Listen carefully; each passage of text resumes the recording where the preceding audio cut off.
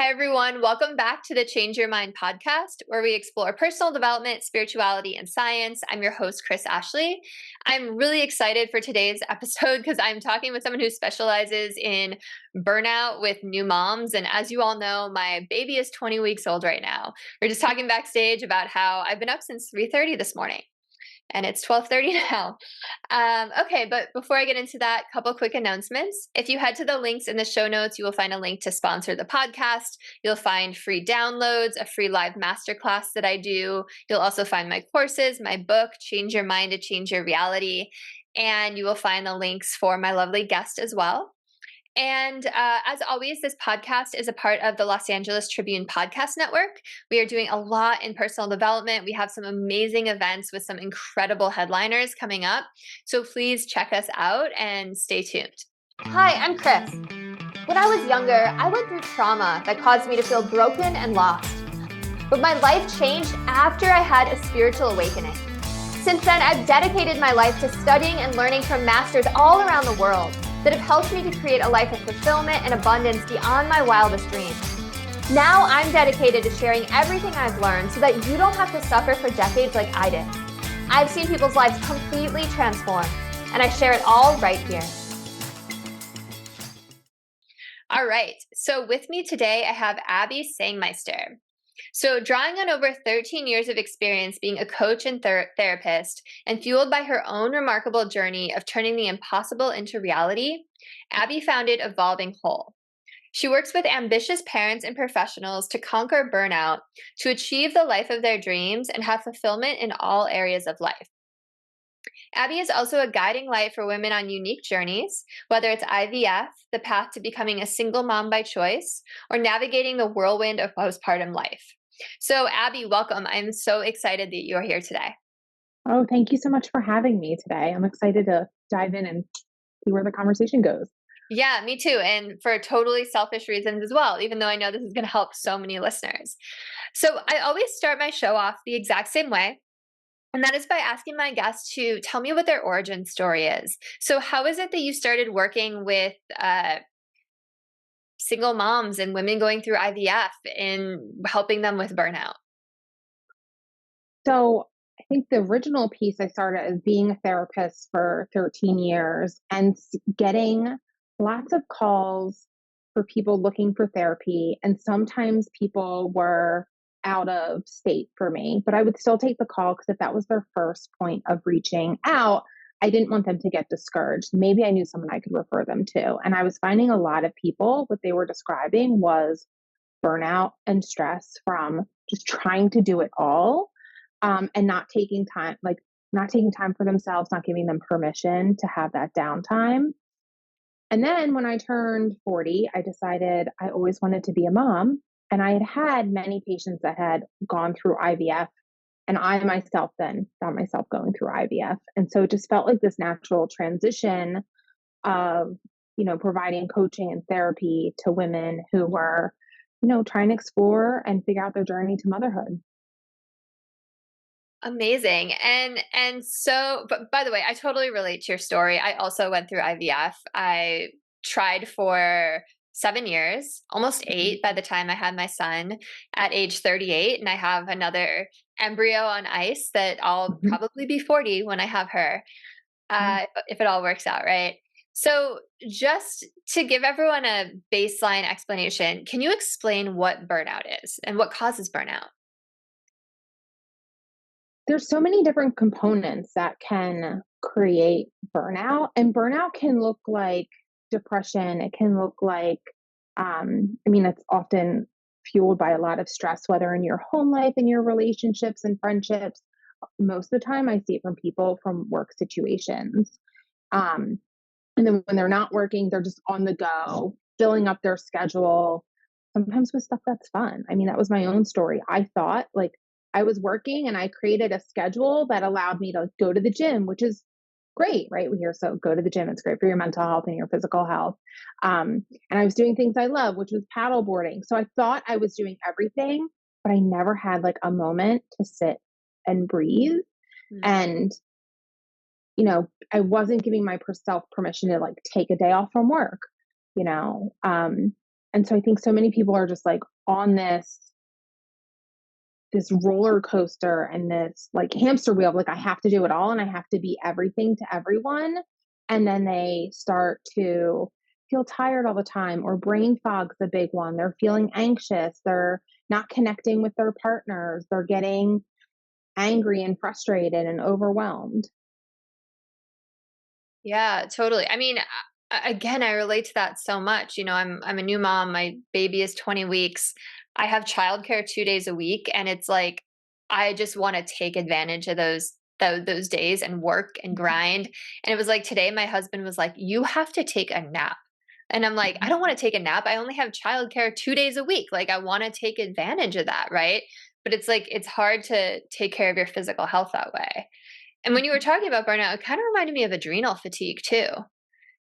Very much tied in there. So, what comes first? I mean, I'm not 100% sure. I think there's like the combination. And a lot of times, you know, I see this with people who are athletes that are working out really hard and they're trying to get their body composition or they're training for events, but they have a high stress job.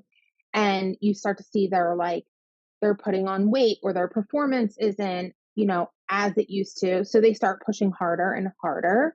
Um, and that just leads to more adrenal stress and then the burnout, where I've had clients who have physically had situations happen to them. Like I had one client who was so burned out in life that went on vacation and ended up sleepwalking and broke their ankle so badly. That's how they came to see me.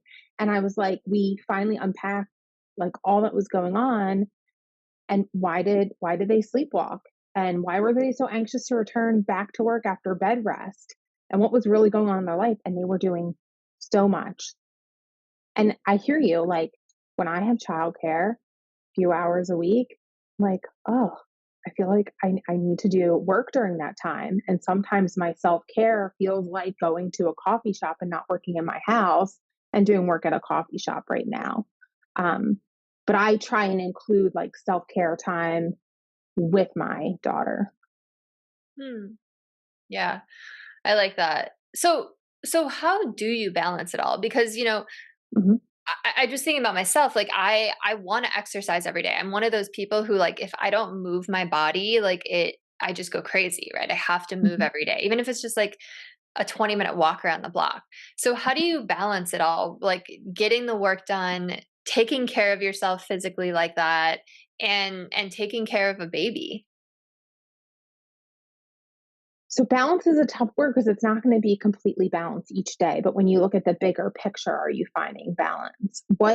And thinking about like what's the season of life you're in? You may say like, okay, this is great. My movement and my exercise today is walks alone or walks with my child in the stroller. That doesn't mean that the next season or when you have more time, like you'll do other types of workouts. You might, for you, Kris, like you'd be like, I'm recording a bunch of podcasts right now. It's my season. Like the next few months, I'm recording some podcasts and then I'm not recording for a while. So I think sometimes we have to look at like what season we're in and how we can like balance within that season. I think giving ourselves permission to take a break. How many times do we sit down? I know this happened to me the other day where I was feeling tired and I was like, I have to write this content. I have this journalist that wants me to, complete this essay. I have a deadline. I was like, if I sit and stare at my computer right now, I'm going to sit and stare at my computer. Like it's not coming to me. Let me just put my toddler in the stroller and I'm going to go for a walk. And then the next day, because I thought I would work that night and I didn't, I was like, I just needed that break. It flowed. So I think sometimes giving ourselves permission to take a little bit of a break and then knowing that that energy and that clarity is going to come. I really appreciate that of it's not balanced every day, but if you look at it as a whole, it really is Mhm. balanced. And I appreciate the seasons too, because you're right. Like I don't need to record a podcast every single day that there's childcare. Mhm. That's super smart. And I think sometimes it takes a third party to be like, well, you don't have to do all of these things, right? Yeah. And I think So another yeah, piece too, sorry, I think no, another piece too is like thinking about like within your household, like what kinds of things can you let go of that might not be perfect? Like, okay, there might be some dishes in the sink, or do I like, how can I get like other support? And one thing that I've told people is, like have like this groceries delivered for a season. If you have a busy season, something else you're working on, maybe you have some work deadlines, maybe like we're coming into summer and I know like here I live at the beach and other kids are super active, parents are active, they're driving their kids everywhere. Like maybe the summer you just have your groceries delivered. Doesn't mean it always has to be that way, but it's okay to get outside help too.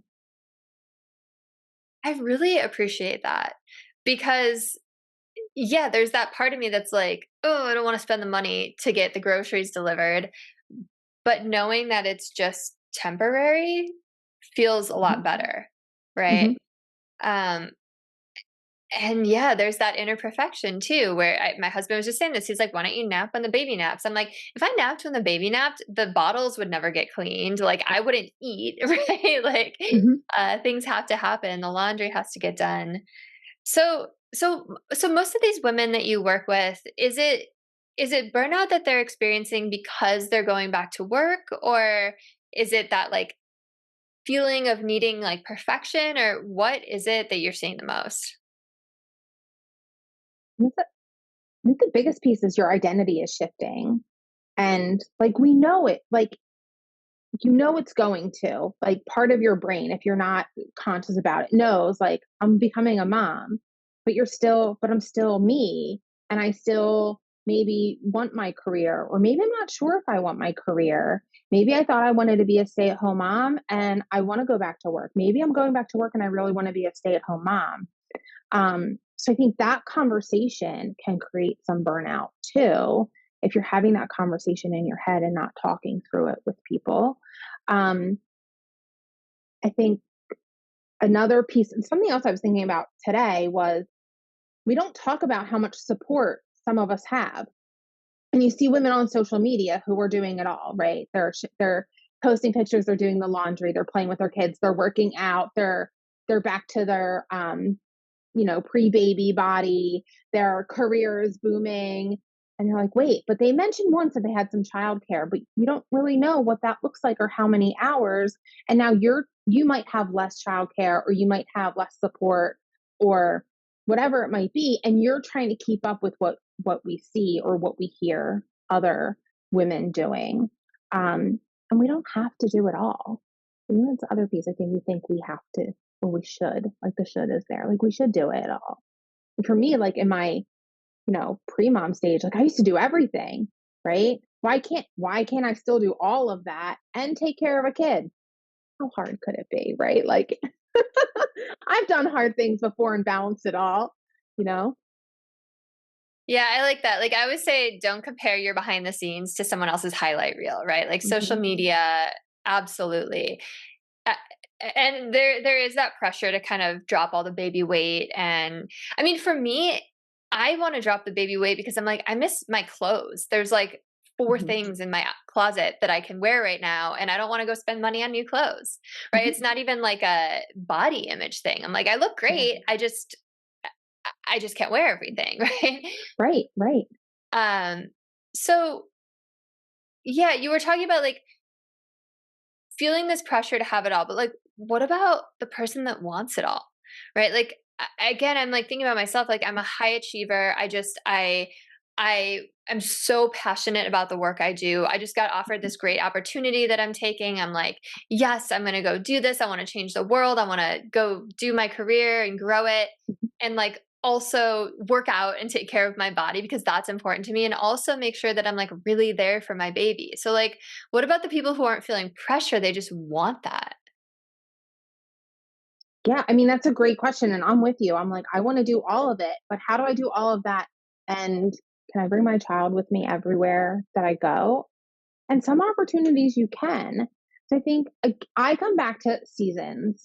Like, sometimes there's opportunities that you just are like, "I can't pass this opportunity up," and know that, whatever that might be a few months, whatever, put your own boundaries to it if you can, and know that it's a short season, or if it's a longer season, like what else do you need?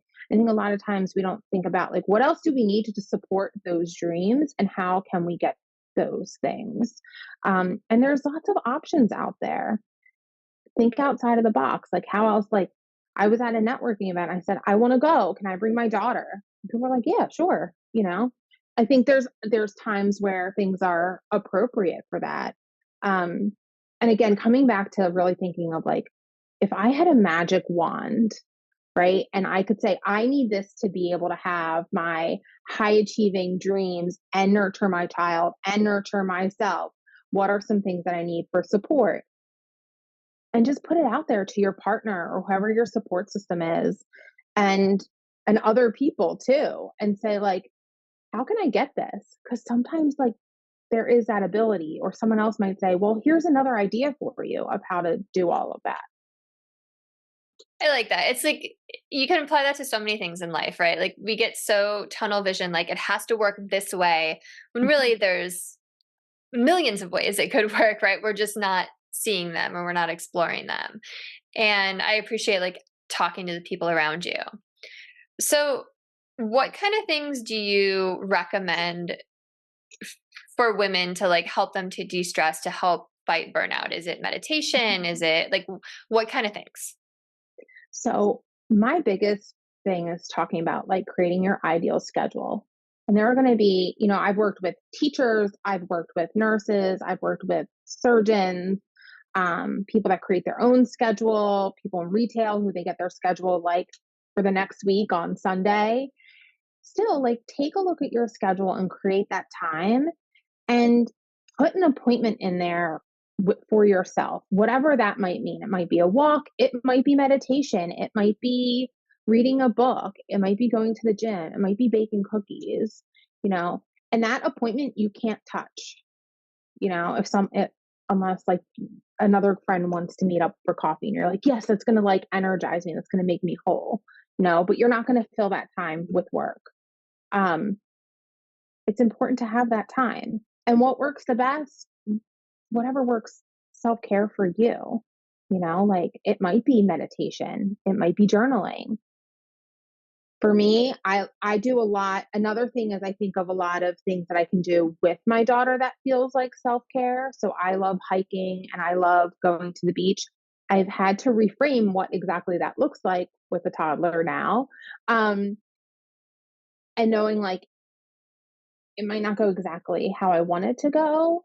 So to be prepared for that, there's been times where I've gotten to a hike and she's napping in the car and I'm like, all right, we're just doing a car nap. And by the time she wakes up, we don't have time to hike, but at least I'm here looking at nature, you know? Um, so I think you can incorporate some self-care in doing stuff with your children. And I think it's good because it teaches them that too. Hmm. Yeah, and I love that you tack that on at the end because it's so important to take care of ourselves because we're modeling that for our children, right? Which Mhm. is why I like want my son to even at 20 weeks old see my husband and I working out every day, right? Like it's Yeah. important.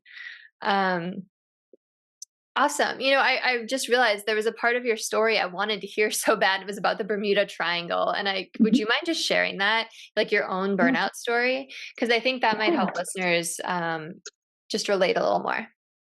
I was paddleboarding competitively. Um, and I was signed up to do a fundraiser to paddle around Bermuda, circumnavigate it. Um, and again, I was in amazing shape. I would work out with a trainer a few days a week. I was eating I was eating, perfectly, whatever perfectly looks like, right? Um, and I was working Monday through Thursday. And then Friday, Saturday, Sunday, I would be like off traveling to different places, meeting new people. I just really felt like I was living my best life. Um, and then I had like a minor, like stressful situation happen. And I was like, oh, this is fine. Like, I'm all right. And I started paddling this race in Bermuda, and it was beautiful.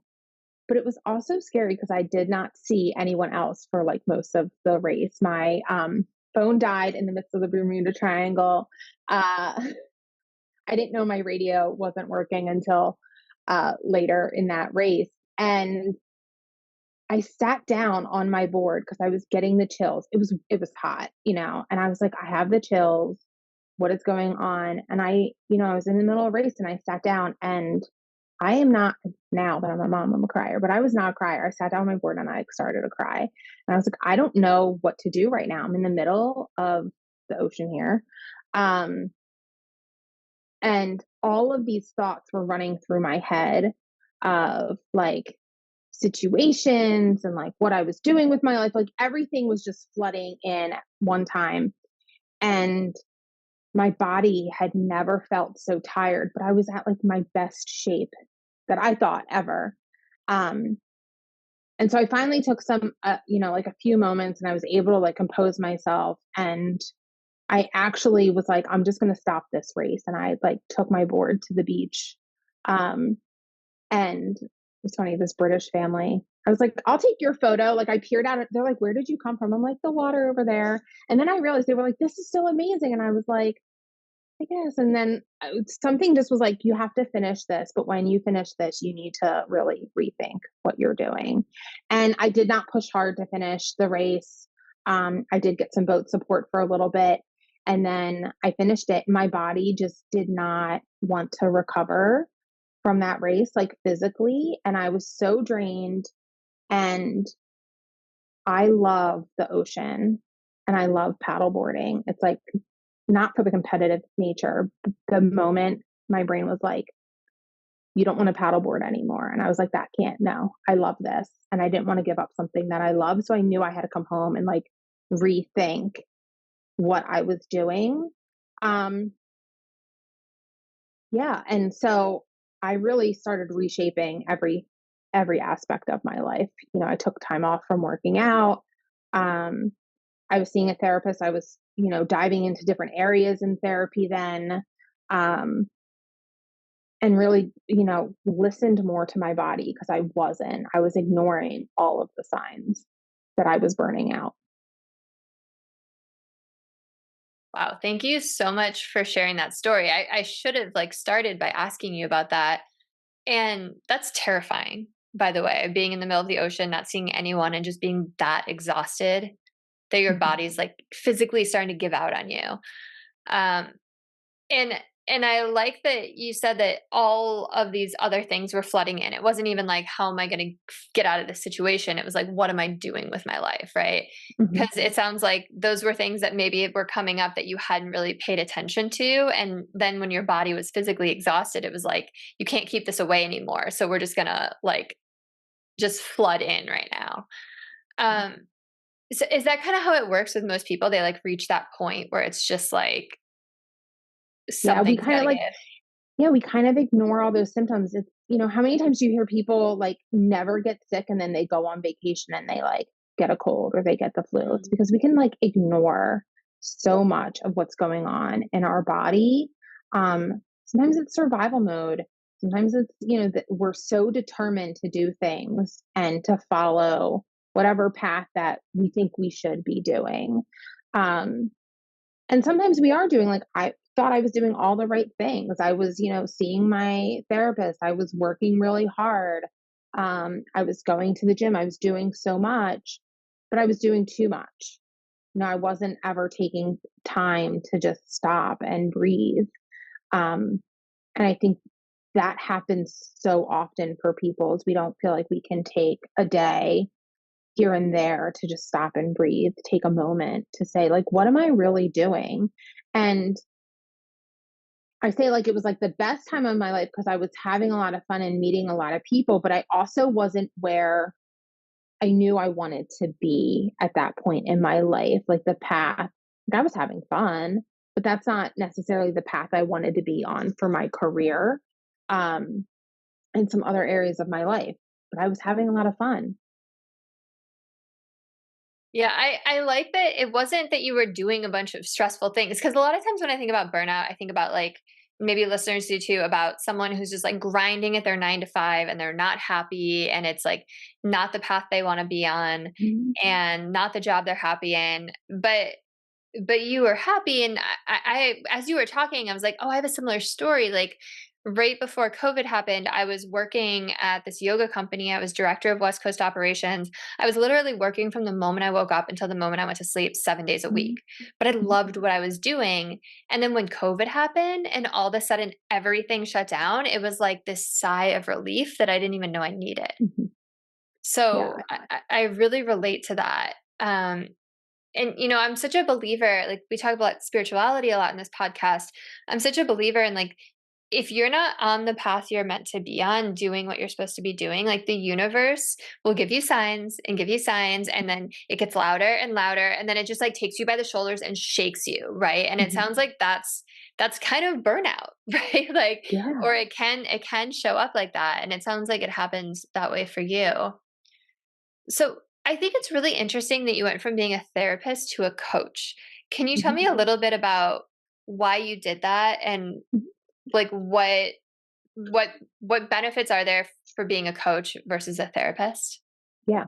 I still practice as a therapist in New Jersey, Okay. but I became a coach because I was hearing from people that I couldn't work with because I could only work with people if they had their feet in New Jersey. Um, and I was like, wait, some of these clients, they don't have a mental health diagnosis, or that's not what they are coming to see me for. Um, so I took a hard look at, do I want to become a coach? Like, what are the boundaries between the two? Can I do both? Um, and I started like slowly transitioning to coaching. I also felt like I wanted to reach more people, and not that I couldn't do that as a therapist, but I wanted to see more people in like doing work stops and courses and running some groups, because there's just an abundance of people who are feeling exhausted every day and not feeling content and not finding the joy in their day-to-day tasks. And I want people to have that. I want people to say, wait a minute, this path that I'm on, somehow I'm on it and that's not where I want to be. And so I'm so passionate. I want people to know that like you can break out of that box that you've put yourself in, get off that hamster wheel, and you can change it. And here's some strategies and tools to get you there, and some inspiration. And, it's like this fine line of, being a therapist and telling, how much do you tell of your story in sessions? And as a coach, you can tell a little bit more of your story. Um, and since I'm doing both, I put it out there, because I want to inspire people, but I'm not taking up my sessions with that. Um, yeah, I mean, really, my goal is just to inspire people and give them some strategies and tools so they don't end up to like being shook or being physically sick or whatever. Let's try and catch it before that, or like relationships breaking up, or um retiring and looking back and saying like I didn't live my life how I wanted to, and having lots of regrets. I don't want people to get to that point. Yeah. Yeah, and it's so important because if we ignore those signs, the universe is going to make that choice for us, or source, or Mhm. whatever you say. But we always have the capacity to make our own choices, right? And to Mhm. like really listen to our inner being and be like, is this what I want? Am I happy? Am I doing too much? And being able to pivot before, catastrophe strikes, right? And like Mhm. you have that dark night of the soul moment. And yeah, like I think about that all the time too. Like I don't want to be on my deathbed regretting anything, right? That's why like I'm taking the risks and I'm doing the things. And I think the people who listen to this podcast are in that same kind of mindset as well. So another kind of area of people that we haven't talked about yet is women going through IVF. So how do you help them specifically, or what are some things you're seeing that they're struggling with, and how are you helping? I think one is making the decision, because it's such, as you know, like a financial piece too, and the financial burnout of that. Um, there's lots of decisions of, what path do we go? Like, how many rounds do we do? Like, the what ifs that come up. So I help like women kind of talk through that process, and their partners, if their partners want to join in. Um, and really like how to manage some of the stress and anxiety as you're going through it. like you're injecting yourself like twice a day or whatever your path is. And then, you're coming up to like retrieval and how you're feeling about that and transfer and, how many embryos, which embryo do you transfer? Like there's so many questions that you don't even think about until you're going through it. And who do you have as a supportive sounding board that is not um, directly involved, that you can really like talk through that in a different way? Um, and then give strategies and techniques like how to manage, the stress or the outcomes of that. Well, you can't manage the outcomes, right? Like, Right. and that's Yeah. part of the stress of it. And yeah, Yeah. it's not just financial, it's emotional, it's physical, it's Mhm. hormonal, Right. right? Like Yeah. there's so much.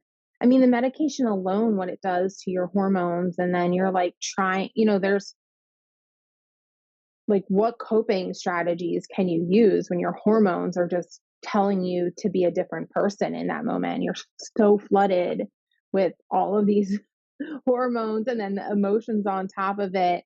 Um, yeah, it's it's nice to be able to support women through it and be able to be like their safe place to come and be able to say the things in their head that they don't necessarily always want to put out there to other people. Yeah. Yeah. And I was just thinking too, like the other thing is like it made me gain a ton of weight, right? Going through Hmm. and I went through fertility treatments for years. It's not like Yeah, this is a quick thing for people, yeah. right? Especially people who are doing multiple rounds. So, what are some just a couple coping mechanisms that you've offered people that have really helped? Hmm. So I think again, when you're going through IVF, I had this for me personally, I had this whole different vision of like what pregnancy would look like. And then when you go through IVF, you know, you're putting on weight because of the medication. You're putting on weight because can't be as athletic as you wanted. So like how can we still feel good about our bodies and move our bodies, so giving them permission to move in different ways that of course are cleared by their doctor. Um, I think a lot of it is mindset work. So, what can they do daily to help with their mindset? One of my favorite things, I love music. And one of the things I've had clients do, which they've loved, is creating a playlist that is meaningful to them as they're going through the IVF process, of songs that are calming or relaxing or that are, inspiring and motivational. Um, and listening to that like as you're driving to your monitoring appointments, or maybe as you're doing your injection, or you're heading to retrieval, like something like that to really take you out of where you are at that moment, and that can be like your playlist for that time in your life too. I'm laughing because I literally and I just pulled it up on Spotify. So I have my like amp up playlist Mhm. and it's Unstoppable by Sia, Oh god, I Fight love Song that by song. Rachel Yep. Platten, Superman by Goldfinger, which is super old school, Don't Give Up on Me. And it was like my husband and I had a ritual, right? Like while he was Mhm. prepping it, the first song would come on, like Unstoppable. And then like right when we were about to inject, like Fight Song would come on. And then Yeah. like while I was sitting there, like trying to massage it out, like Superman would come on. And I love that you said that because that like got me through those freaking shots. And by the way, it's more than Yeah. just twice a day for people who are listening. Like I think the most I had was like 5 or 6 a day. Yeah. Oh my And gosh. it was Yeah. just yeah. So Yeah. it's a process. But Mhm. I love that you incorporated music. That's super Yeah. cool. And And movement. Yeah. I think creating like that ritual, like the timing of it, like where are you during that afternoon shot? I remember having to like in between clients try and like prep myself, like and be relaxed. And then I was like, what am I doing? Let me just I can move some clients around, give myself like a bigger window, you know, just so I could do it in a relaxed state instead of rushing. Plus, you're like measuring, and I was like, I don't want to screw this up. Like, this is, I don't want to mess this up. Um, I think like that creating that ritual piece is nice too, and helping people find like what feels good for them. Yeah, I like that you you're like, wait, I can just move clients around. I think that just ties back to everything we've been talking about, where it's like, it has to be this way. And then it's like, oh, wait, no, it doesn't. Right? I can like Yeah. soften a little bit and hold things a little lighter and move things around, especially because Mhm. like you need to relax your muscles when you're injecting, right? Like Right. if you're Right. tensing, oh, shit hurts. Right. Right. And, like I had a client who was a teacher who was like, well, I'm just going to try and time it.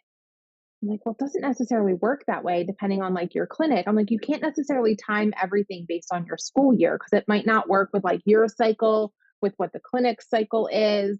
I was like, you can, giving people some options. I was like, look into like FMLA paperwork and say, like, I'll be in. Yes, I'm a teacher, but I won't be in until like 9, because I have to do monitoring. It's a season, hope maybe it's just one season or it's like a few weeks of, depending on what you're doing of monitoring, it's not forever. So take the FMLA. That's what it's there for, or if you have a 9 to 5 job, like I've worked with women like how to communicate because they don't often want to tell their employers what they're doing either, but how to communicate like, can I switch my schedule around to come in a little bit later or come in early and leave a little bit early, for this time frame. Um, and again, like how to word it to people and how to like when people ask you questions, like how to respond to that. That's a whole other thing. Absolutely. Yeah. The questions. Yeah. And you just made me think about like rearranging things with employers. Like like pumping after you give birth is like a whole other thing, right? Mhm. Like I just signed up to do these events, these big personal development events like 4 times a year, and I'm like, okay, how do I pump and feed my baby while I'm away when I'm like just producing enough and like can't create a stash yet. So Mhm. I mean, what's your advice for women with that too? Or like some women have to pump in the office and then do they put it in their company fridge? Like what kind of things do you tell people? Yeah, I think one, checking in with yourself on your comfort level of like how and where you're going to pump. And I mean, I always heard like motherhood shakes up your modesty. And I'm like, I was always like super modest. Like, I'm like, I've pumped in Starbucks. Like, I Have you don't, really? I have like a portable one that I really like. And so I'll be like, like you can still see it, like kind of, and people would have to look. I try and wear something like maybe a little bulkier, but I'm like, I have to pump and feed my baby. Um, and like I've been pumping and driving in the car, like, uh, because you can't always time it. So it's communicating with people, I think, like, hey, this is the time that I need, and seeing what other arrangements. I think so much so often we might not be assertive in our needs. I know I am someone who likes to, make other people happy and I haven't always asked for what I need. And now becoming a mom, I definitely am working on that muscle and saying like, hey, I can't do that meeting at 4 o'clock. I could do at 4:30 because I know I can pump during that time. Um, so yeah, put it out there. What do you need? Where do you put it? I just have always stored it in like a cooler bag, but I haven't been gone that long, a full day. Um, and I know like laws from state to state, they have to make accommodations too. And I know they make all types of like fancy pumping kits and I don't know. Because I haven't had to worry about that. I've had clients who have just put it in a cooler, like next to their desk, like, and they have like, I don't know, like a Yeti or Arctic cooler, and they just put ice in it and keep it cold during the day. Yeah. Yeah. And then I also just heard that you can fly and like TSA will let you through with bottles, Mhm. but I don't know about that if you're traveling without your baby there. You might need the baby there. Yes. No, my friend was traveling a lot, and she'd pump on a plane. That. I was like, what pump do you have? And I think she has like the one that like the bigger one. I can't think of what it's called. I'm like, how do you do that and not like expose yourself to everyone? She's like, I don't care. I have to feed my baby, like I try and like cover up as much. But yes, like one time she was doing a lot of flying. One time they asked to like test the milk and she declined and they still let her through. She was like, I'm not opening up my breast milk in like a Ziploc baggie for you to test it. And they were like, okay. And they just like let her through. without I your just baby flew. there? I didn't have, I mean, I just flew and I had like baby food packets and snacks for my daughter. She was with me and they were fine. Um, but yeah, I would That's just really check good the to hear. airline. I Yeah, would just that's check really the good. airline.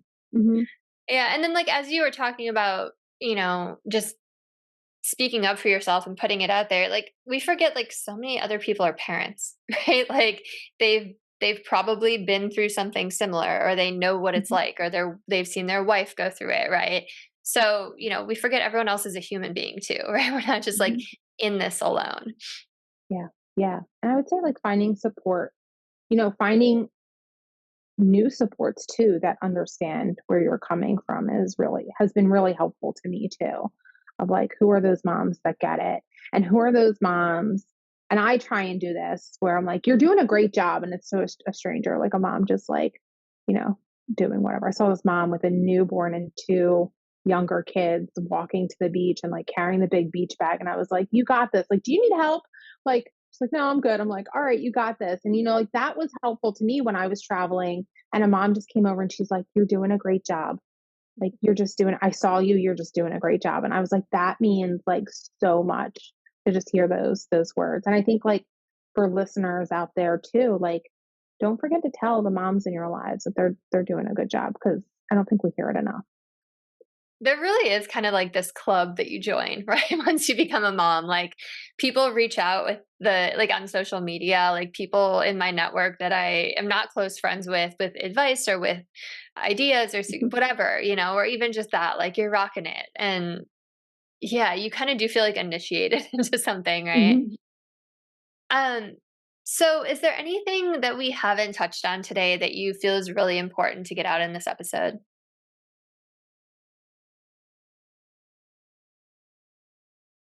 I think dream of what you want motherhood, life, whatever to be. Take some time, get out in nature and do, which is always my favorite suggestion. Get out in nature, turn your phone off, tap in, listen to yourself. Like, what is it that you're really dreaming? And no matter how unconventional it seems, start looking at it and start taking some small steps to get there, because it is achievable, it is doable. I love that. That's such a great message to leave off with. So, if there are any new mothers out here, women going through IVF, or just women who want to connect with you, how can they find you? How do you work with people? What's your contact information? All that.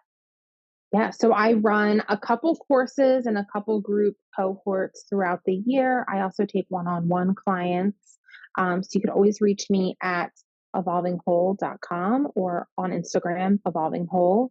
I also run the Ambitious Mamas Collective, which is for self-driven moms who are looking for support to nurture themselves and their careers, talk about wins and challenges.